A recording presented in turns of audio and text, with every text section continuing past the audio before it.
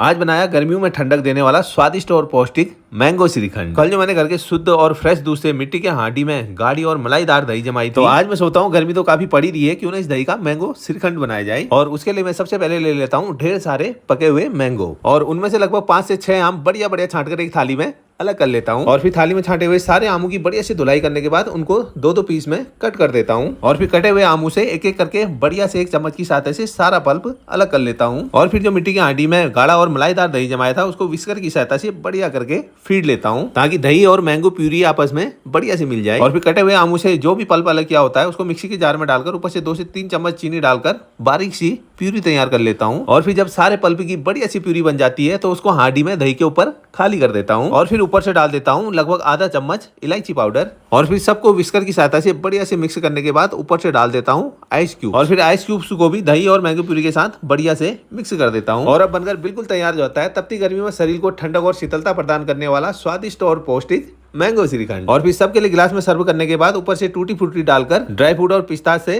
Garnish कर देता हूँ। और अब पीने के लिए बिल्कुल रेडी हो जाता है मैंगो श्रीखंड। और फिर सबसे पहले पिताजी को टेस्ट कराता हूँ, लेकिन पिताजी गिलास को देखकर मुंह ही निचोड़ते हैं। और फिर बड़ी मुश्किल से पिताजी एक घूंट पीने को राजी हो जाते हैं, और एक घूंट पीते ही पिताजी को स्वाद आ जाता है। और फिर पूरा गिलास कब खाली हो गया ये पिताजी को भी पता नहीं चलता, और मैं तो इसका टेस्ट लेने के लिए बड़ा उत्सुक हूँ। और फिर एक एक गिलास बेटे और स्मृति जी को पकड़ाकर मैं भी शुरू हो जाता हूँ। और मुझे तो इतना लाजवाब टेस्ट आता है कि बता नहीं सकता, लेकिन स्मृति जी और बेटे को भी इतना बढ़िया लगता है कि वो भी तारीफ किए बगैर रह नहीं पाते। और इतनी मेहनत करने के बाद तारीफ मिल जाए तो दिल तो खुश हो ही जाता है। राधे राधे।